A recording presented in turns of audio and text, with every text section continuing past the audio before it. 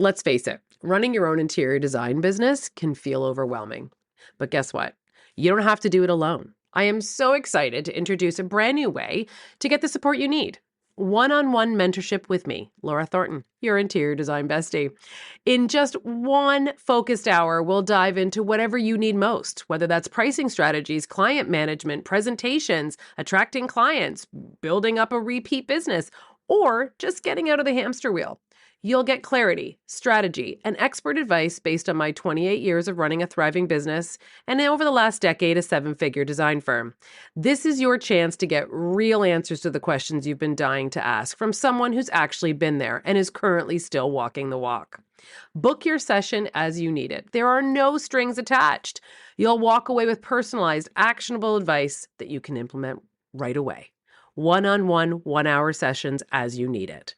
Head to the website or click the link in the show notes to book your mentorship session, and let's build a beautiful, profitable business that you've been dreaming of together. Welcome back to another episode of The Business of Beautiful Spaces, a podcast where we get real about what it takes to build a thriving design business and a life that you love living in the process. I'm your host, Laura Thornton. Today, I'm joined by the lovely and talented, and a friend of mine, Casey FitzGerald of Kathleen Casey Design. And we're talking about the all too familiar, nauseous but good feeling that comes along with growth. The one that hits right before you make that big leap in your business. You know the one I mean? The one you're about to invest in something new, but your stomach's in knots. It feels like a lot of money to spend, and you're questioning everything, but deep down you know it's the right move, and you just have to jump. Casey and I unpack what it really feels like to invest in your marketing and keep up showing during slow seasons in your business, and how to say no to projects and clients that don't align. And even though we know that's hard, these are the real conversations that we're having today. This conversation is honest, encouraging, and it's a reminder that sometimes the queasy moments are actually the signs that you're headed to exactly where you need it to be. Grab your coffee, settle in. Let's talk about the beautiful and sometimes uncomfortable side of growth. Hi there, interior design lovers. Welcome back to The Business of Beautiful Spaces, the podcast where we blend design inspiration with all behind-the-scenes tips and tricks you need to thrive in your business. I'm your host, Laura Thornton, and with over 27 years in this interior design game and running a seven-figure design company, trust me, I've seen it all. I want to be your interior design bestie. I want to help you build the business of your dreams, make more money, and yes, ditch the stress along the way. I've been doing this for a long time, and now I'm sharing my knowledge with all of you, my fellow designers and decorators. All I ask in return is that you like, review, and follow this podcast wherever you listen, so other designers can find us and learn more too. So grab a coffee, get comfy, and let's dive into making 2025 your best business year yet. Welcome back to another episode of The Business of Beautiful Spaces. Hi, Casey. How are you today? I'm great, Laura. How are you? I'm so good. Thank you for joining me today. I'm going to tell everybody before we get going that you and I are friends. So it might feel a little casual. It's because it's hard to be super professional with someone you know. But for everyone who doesn't know you, can you tell us how you got into design? Absolutely. So I have always loved design. I wanted to study interior design in university when I was graduating high school, but my parents told me that it wasn't a real job. So they wouldn't help me pay for school if I did interior design. So the closest thing I could find was theater design, which I took for 2 years. Decided I did not want to work in the theater. Completely changed gears, went into criminology and sociology. Which had nothing to do with any sort of career I wanted to take. I just thought it was an interesting thing to study. Like, well, if I need a BA, why not just study something that I find interesting? And roundabout route, started working in tech, so customer service, grew a career there, bought a house with my partner and my parents, started fixing it up, started a DIY blog, got really into doing that. And then after my father passed away, I needed a big change. It was this dramatic moment. Didn't want to keep working in tech. Didn't like the company I was working for. Decided to quit my job. I took 6 months to just mourn and figure out what I wanted to do and sort of what path I wanted to be on. And so many friends said, "We really love your blog. Like, can you come help with my house?" And I thought, maybe I go back to this thing that I loved when I was a kid and was told it wasn't a real job. And decided to enroll in an online program in interior decorating and see if I could start a business. And it just sort of snowballed from there. Love that. You and I have the same parents. My dad told me the same thing. You're not going to make any money in interior design. I was like, okay, I'm going to show you. So I want to touch on, you are a certified living in place professional. You have the badge on your website. You're certified. Can you explain that to us? Because this is a really big topic going into baby boomer land, right? And people do not want to be in homes. They want to stay in their own home as long as possible. So can you walk us through what that is and how long it takes and how you found out about it? Yeah, absolutely. So it was something I decided to do during COVID when we were in lockdown. So I wanted to take that time to sort of explore different certifications I could get and continue my education, which I think is really important to just keep learning. And I looked into both the aging in place certification and the living in place certification. And I'd say that there's a lot of overlap and they're very similar. But the living in place professional, it focuses more on everyone. So it's not just about aging, it's about how to make a home safe and accessible and work for newborns to, people with different disabilities and people who are aging as well. So it's a little bit more holistic. And it was being offered when we were in lockdown. So I thought, well, this would be great. It was, I think it was a week-long course. It was done distance over Zoom. And it was really interesting. It was a really great experience. And it has helped both with my clients who are choosing to age in place or age in style, which I like more. But also, clients whose families are growing or just people who might need a little bit of extra consideration in their home. So we've really been doing this in the last couple of years for past clients who have been calling us to come back and now redo spaces we might have done like 15, 20 years ago. And they are calling it aging in place or, and so we've kind of rephrased it here as legacy homes, meaning it doesn't have to just be for people approaching older in age. Like you could break your leg tomorrow. We have a client who's in her 40s who had a stroke. And now she doesn't have the use of her 3 fingers on her left hand. And so, she's very young. It has nothing. Yes, we're all aging. I get it. But it can be for all points of life. And so we've tried to do the same thing. I mean, the only downfall is that it sounds prettier, but most people still refer it to aging in place. But we like to call it legacy homes because it can keep going with you. And I would encourage anyone who does renovations to think about these things while you're talking to your clients, because they might feel like it's so far out. But if you have the plywood in the walls to be able to add a bar at any time, like you look like a rock star in 10 years or 5 years, or God forbid, a shorter period of time that they need it because they're ready. They don't have to rip apart a bathroom and wait, 6 to 12 weeks for that reno. They are able to have someone come in immediately and they're back into their bathroom and in their space. I had a girlfriend who slipped on the ice last year and cracked her ankle and end up you don't realize how inaccessible your home is until you're on your bum scooting around trying to get places up into a shower. But I think it's such an important thing moving forward, the age that is happening and this big shift that's going to happen with our population, especially here in Canada, that we're going to see that this is going to become really important in so many ways. I could see why it's a week-long course because there's just so much more involved than you think. Every time I've taken a course or been in a seminar, it's fascinating how many elements there are to be considered. Okay, so this whole, I guess I'm going to start with you and I met through community, right? Through an interior design community. And that's what we all want to talk about today is the community of interior designers and how that really helps us in our businesses and helps us learn from each other and that importance. Now, you are a member of the DDA, as am I. You are on the board for that as well. And all of this, I know do you belong to any other community like interior design or entrepreneur organizations? I don't. That's it right now. I'm open to it, but no. Yeah. Yeah. So that's why I didn't want to leave something out. Yeah. I love community, but no. Yeah, because I'm the kitchen and bath one as well. obviously, there's a ton. You could like literally be busy all day. I'm also a member of the EO organization for entrepreneurs, which is not solely designers. It's entrepreneurs of all types. And I think the one thing I take away from all of it, because I always thought that I was the only person that was lonely in my job, right? Even when I was a solopreneur and even with a team, you still don't have someone to talk to about it other than other designers or other business owners who get it. You're not going to turn around and talk to people who work for you about like problems you're having in your business or, things like that. But you can do that with others who are doing the same thing as you. And so I just wanted to kind of talk about how community has been a role for you with your entrepreneurship journey and what that looks like. Yeah, it's been huge.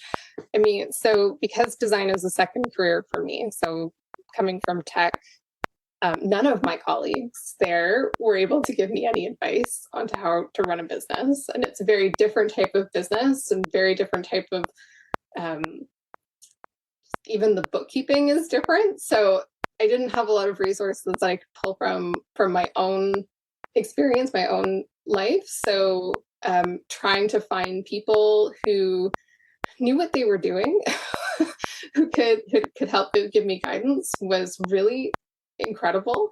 So I started listening to a ton of podcasts. I joined a bunch of Facebook groups, but then I very quickly joined DDA as well. And that helped to connect me with other people, other designers, and make some connections and make some friends. And through different courses that I've taken or coaching programs that I've done to find more people where we can connect and share stories and ask questions. And now I feel like I've been in the industry long enough where I'm now starting to be the people, like I have people who are coming to ask me questions. And so now I get to do the same thing back to the, sort of circle, right? Like giving back the same way that people gave to me. So it's been massive, especially because the online training, it taught me a lot, and it reinforced a lot of the things, or reminded me of a lot of the things that I learned when I was studying theater design and art school in high school, but it didn't really get into the business side of things. So having people to just sort of say, how do you do this? Like, what do your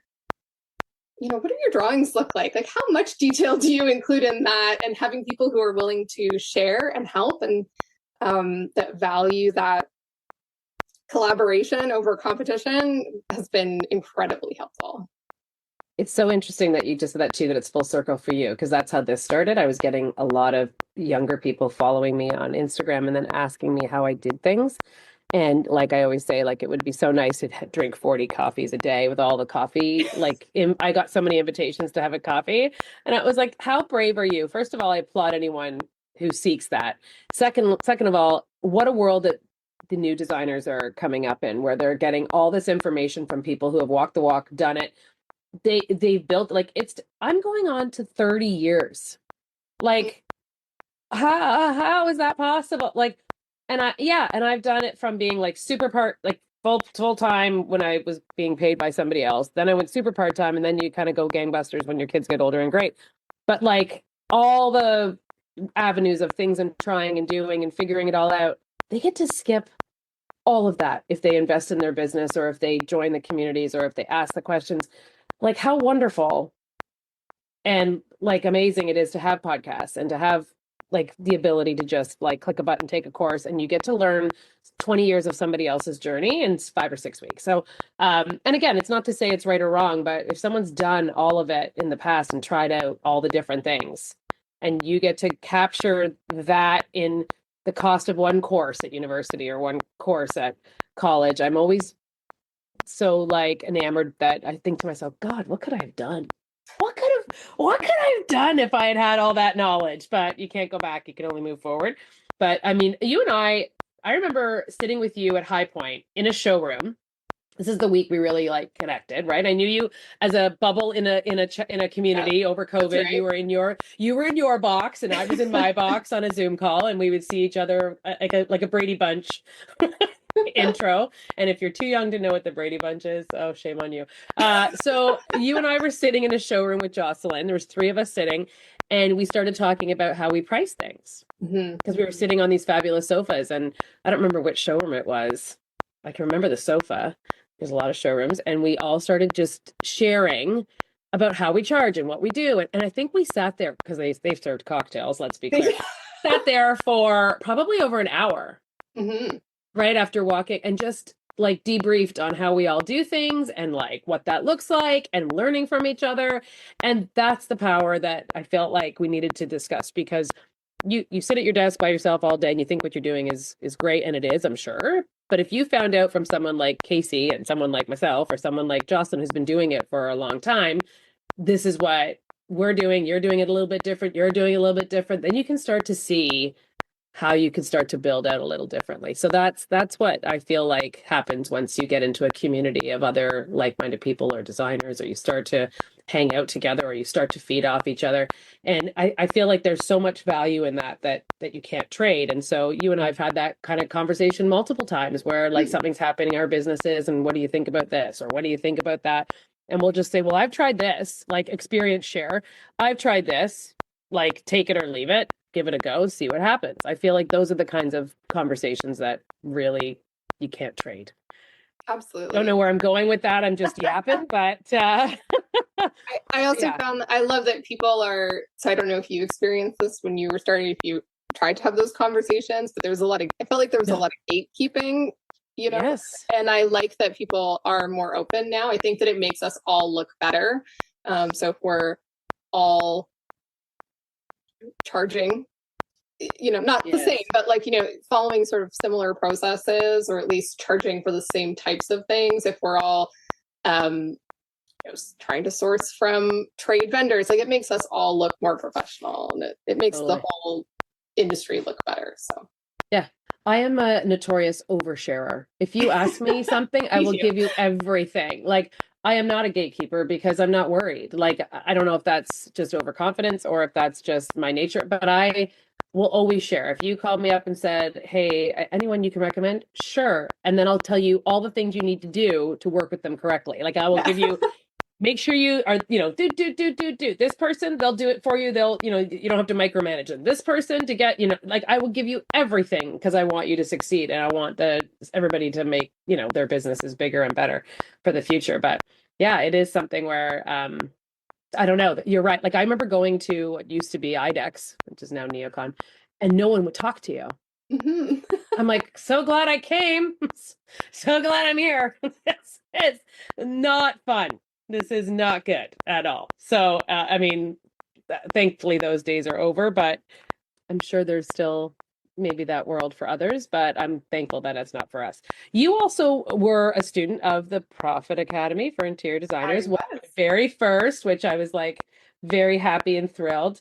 Would you share what was your biggest aha moment from that? Again, I think it feeds the conversation. Like, you were learning how, you know, I have built a business and how I run my business. So I'm just curious what your biggest aha was.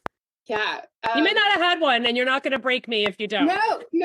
I mean, I think I had two.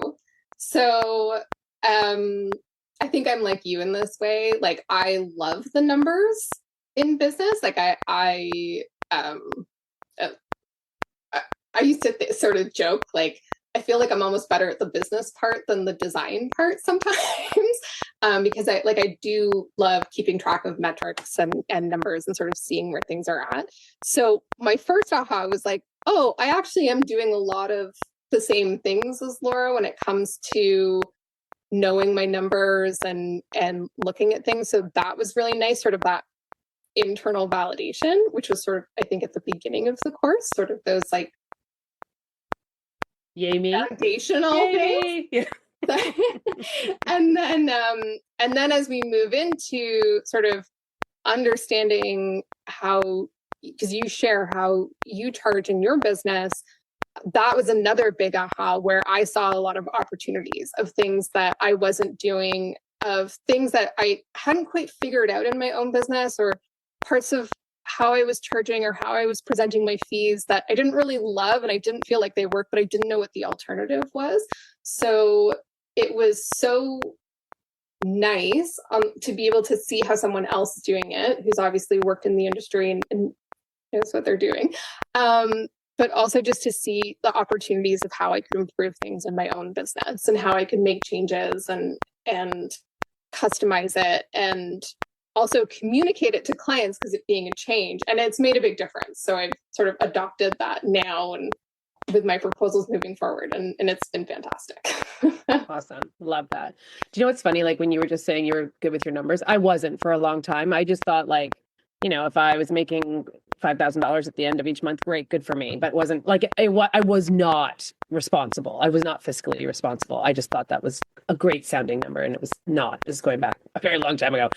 But once you start to know your numbers and you're comfortable with them, it's addictive. Like the first thing I did this morning, I was telling Casey I've been gone for 10 days. I was back to back 2 conferences. And I check my bank account every single day, personal and business. And I have like things like markers. And so as soon as I got the first thing, because I don't like opening my phone when I'm on Wi-Fi in another place. I know I'm a weirdo and I'm old. So, I'm like, no. So first thing I did was make sure everything, I check my charges. I check my bank. I check every single day. That is just a minuscule of a marker.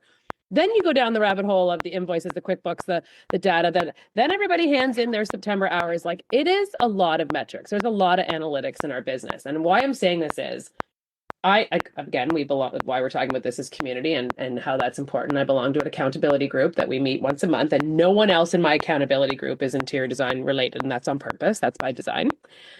And when I had to explain that even though we charge flat rate, but we still track every hour, every 15-minute increment in our office, they were like, well, why? And I was like, because it's my efficiency scale. How do we know if we're being efficiency? How do I know if we've gotten better?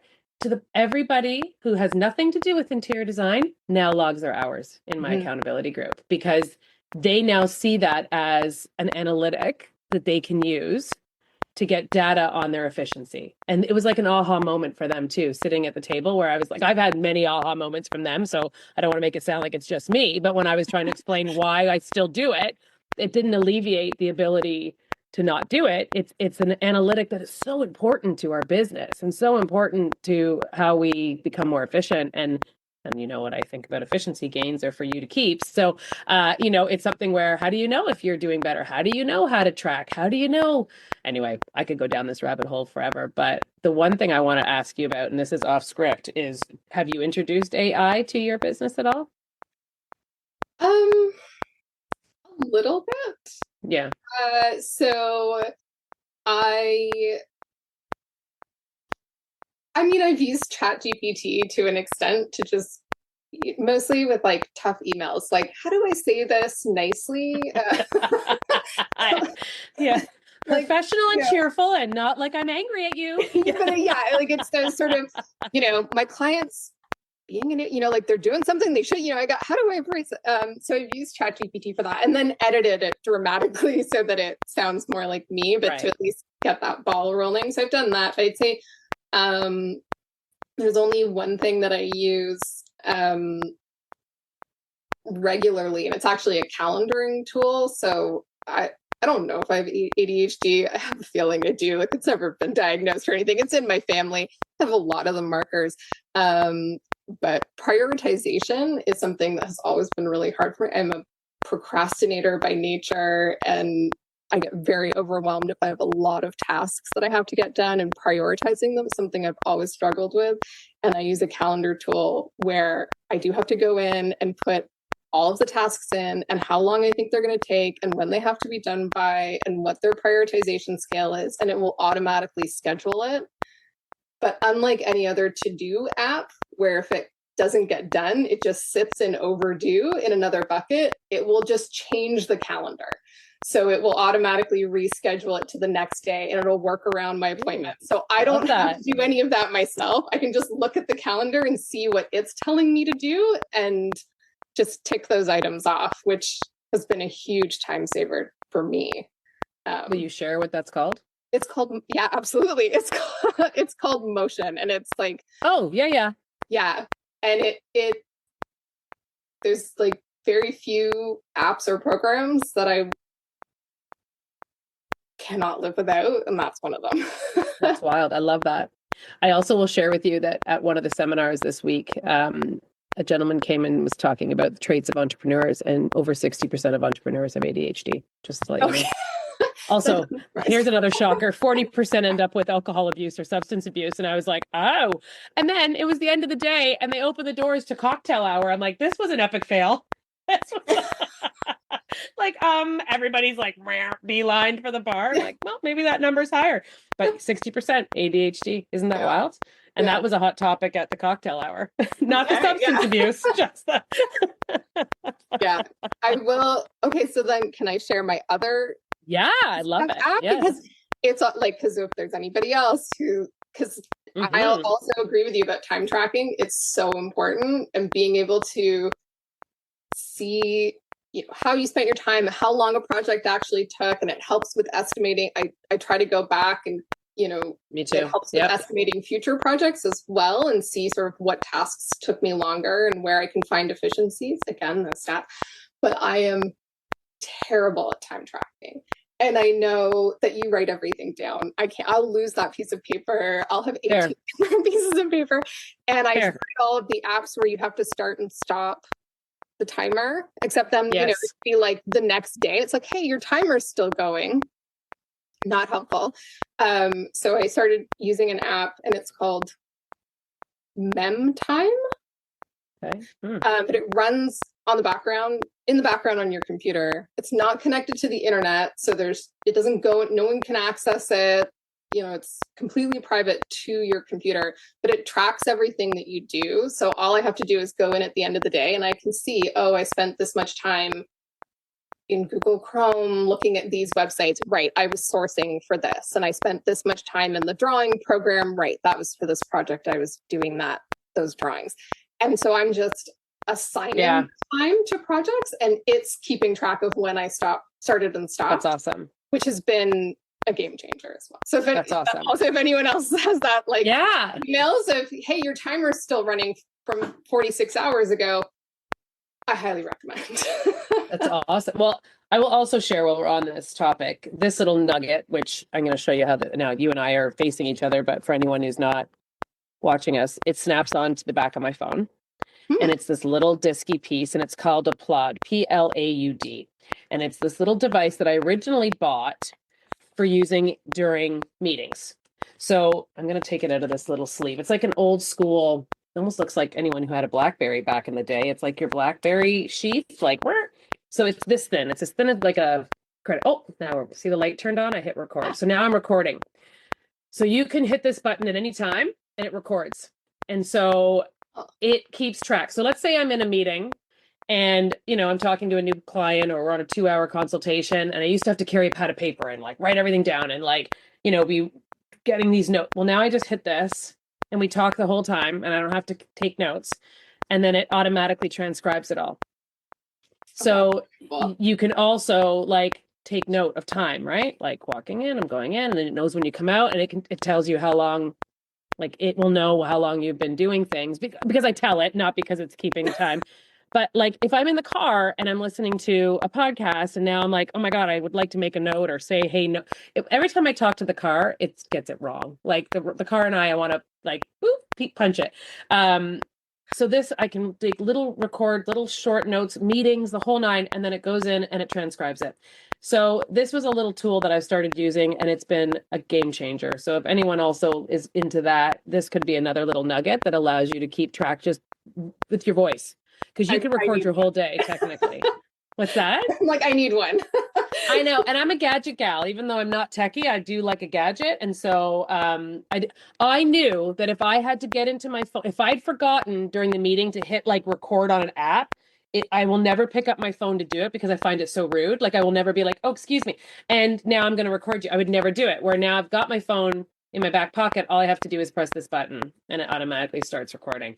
So it's a little more on the sly side, but it's definitely been a game changer, and I can track my time on it. So I know if I'm getting in the car in the morning, I'll be like, okay, on my way to whatever, it's this time. And now it transcribes your day. So anyway, another little nuggety tool in case somebody's looking for some time tracking, saving, plus the ability to then take any of the notes from that meeting, upload it into your Chat GPT bot. It'll transcribe all your notes. It'll tell you what you have to do, and away you go. Right now, you've got your notes for your clients. And I was also going to share. I know we're on an AI rant here. Once you start tracking your time efficiently, we now have a bot in our LLM that we use, like in our choice. So we use ChatGPT, that now can very quickly give me an average of all of our jobs. So I know that like I've labeled them as like, more detailed, more basic, blah, blah, blah. So if I know if I want to quote a job now and it's 3 rooms, it has all my averages and I'll say, no, it's on the more detail side. It's done like that. That's awesome. Do you want to talk about efficiencies? I mean, obviously the first few I double checked, but that's pretty darn good if you're keeping your data and your analytics and now you can use it as a tool to how fast you can price a job. It used to take me like half a day to price a house. Yeah. 10 minutes. Wow. I still have to write up the contract and the presentation, but game changer. Sorry, we went down a rabbit hole, but that's the stuff that you learn in these. See what happens when you have community? Because as soon as I get off this call, I'm looking up Notion. Notion I knew. M-Time I'm going to look up. And we are starting to use Fixer today, which is the email organizer. Because how many emails do you get that are nonsense? I've set my filter so high that I'm not getting emails from vendors and clients. So I'm going to use Fixer. I'll let you, TBD, I'll let you know how it goes. So, all right. So let's talk about, any lessons that you could share, like what's your nugget of wisdom? If you could share one thing, like you're saying now you're getting asked by other designers, what's the one thing you're finding that you keep repeating or that you think this is the thing they should know? And I know, again, I'm putting you on the spot. No, yeah. You're not being, it's fine.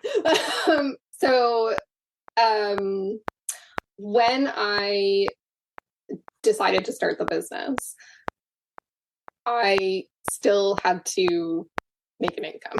So, my partner was working in retail and my salary in tech was always the higher of our two salaries. So when I decided to go on this adventure, he was incredibly supportive, but we both still had to contribute to the mortgage. We had to make sure we were buying groceries. And so I worked part-time, and I worked part-time up until just a few years ago. So, and that was something I just knew I had to do. It was I was taking a risk starting a new career. I had to be calculated risk. So my business growth wasn't necessarily as fast. Sometimes you hear people where they just launched the business last year and now they're working with, they've got massive clients and they were able to dedicate all this time to it. It's not like that for everybody. So sometimes, it's okay. So I kind of wish that I had known that when I started, that, working part-time, and even if I was only working on my business 1 day a week and then 2 days a week and then 3 days a week, my growth was going to happen at a different rate than other people, and that's okay. And everyone has their own journey, and I think we all sometimes get sucked into that comparison trap and wish that, we were growing the same speed as others, and everybody's journey is different. And, when I see in Facebook groups, people saying, no, you don't need to work part-time, just jump right in. And, it's not for everybody. And it's just, if anyone's still working part-time and they feel bad, don't. You have to do what's right for you. And I think that's important. And I wish that I had heard that more. Mm-hmm. That's great advice. And it's so true. Because again, I think the polish of an Instagram page reads very different than reality. Absolutely. Yeah. Yeah. Like I do feel like everyone wants it to make it look like they're super successful, which is great. Of course you do. You're trying to attract clients, but from another designer's perspective, it makes you feel like, well, what am I doing wrong? Or how am I going to get there if I can't give it the attention, which is not the case. Right. Yeah. So yeah, that's great advice. I like that a lot. That was good. So I want to ask you about the current state of interior design. Like we had the COVID high where everybody was very tired because we were so busy. Then we went into the valley of death. What are you seeing in your design business right now, and what's going on? What's your vibes? Yeah, I have had a really slow couple of years. So last year was quite slow for me, which was a bit of a shock. Same. And then this year has also been quieter, picked up from last year, but still very quiet. For me personally, I found that it's started to pick up again in this more recent time. I found it really interesting. I was laughing with a colleague the other day about how you don't really hear, I don't hear from all my vendors that often or contractors that often, but I know that things are quiet when I suddenly start getting phone calls from like, a custom furniture vendor where I've never ordered from them, but like I think I went to their showroom once and they're calling like, "Hey, do you need any tables?" Or like a Yep. contractor, I'm getting people contacting me because they're, "Oh, I saw your stuff on Instagram. Like I'd love to work on a project together." And to me, that's saying that everyone's experiencing this slowdown because otherwise they would not be reaching out. Exactly correct. Yeah, it's been quiet, but I think I'm cautiously optimistic. I'll put it that way. I've seen the same thing. It was quiet last year. The end of last year, I guess it got quiet. January, we were booked until 2026, and we lost every single renovation project within 3 weeks because of all the tariff talks and all the nonsense and crazy chat. And so that we felt the design side was still fine, but the renovations we lost because again, 90% of my ideal client is an entrepreneur. So no one knew what was their house went down, their investments took a hit. They weren't sure where their business was or how it was going to be affected.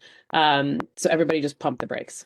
And then April, you started to see it be like, okay, the panic was, yes, real, but not necessary. And now I'm starting to see it come back up again. But it definitely was like a real eye-opening moment where you're like, how could this just have changed in a blink of an eye? But I mean, these are the roller coaster rides of being an entrepreneur. But you're really super innovative with your marketing. Like you are so selective and very cool with what you do with your marketing. Like when you and I talked and you were doing specific neighborhoods and and I was like, that's so very cool that you've taken the time to figure out where exactly you want to work and you target that area over and over and over again. And I really think that is smart, smart marketing. Yeah. I'll tell you if it pays off. Yeah. I'm still trying to figure out the marketing stuff. I know it's a full-time gig.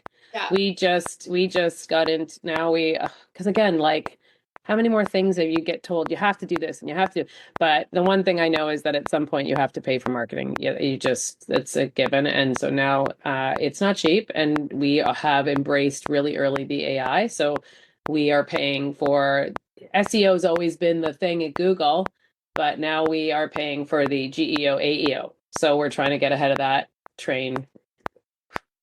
TBT, I'll let you know what happens. Because it is a nauseous feeling giving money away at that amount every month. But if you get one project out of it a month, it'll pay for itself and more. But even if I got one project that's 6 months, I can make it pay for itself, but it's getting the one. Yeah. So this is the first time we're really going to invest in a very specific marketing other than just us doing it, like the mailers, the areas, the fly, like all the things. This is big leaps, big nervous, sick. That sick, I always say that sick feeling, but a good sick feeling where you're like, oh gosh, like I need to do it. Once you do it, the feeling goes away, but it's that nauseousness. That's always usually the biggest growth for me, but it makes me feel sick. It's so tight. Like I think, if you've got a good, and I mean, I'm not saying I do, but if you've got a good process for marketing and being consistent, then those slow times, it can be a little bit better. I know that when things really dropped off for me last year, it was partially my own fault too, because I hadn't been doing the marketing that I needed to do before. So yeah, it's trying to keep up with that. It feels so counterintuitive to keep marketing when things are slow, but you kind of have to, because that's going to pay off a few months down the road. Exactly. That's exactly it. You're trying to save every penny in every way, and then you're still putting out X amount of dollars every month. But that's exactly the nugget. You can't stop when things are good. You have to keep going. The one thing, when we were so busy, like we were 6 years straight where we were running like ridiculous, and I was turning away business left and right. If I didn't have a good feeling with you, I'm like, nope. Like, no, I don't know. I'm not going down the rabbit hole of having to like work with someone who I don't enjoy.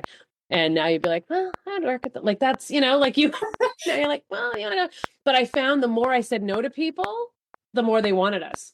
No, I'm sorry, we can't. Well, when could you fit me in? When could you do that? And it was almost like, sorry, you can't have us. And then they wanted it more. So I'm like, how do I market that?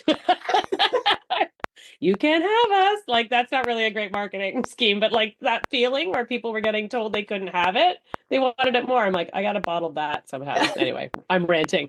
Okay. So can you let everyone know where they can find you if they want to follow you on all your socials, if they want to reach out? Instagram is probably the easiest, although I haven't updated it in a while. But I'm on Instagram as Kathleen Casey Design. Do you know that everyone says that to me when we were doing this? I'm like, I'm not really on it. As we just talked about our marketing.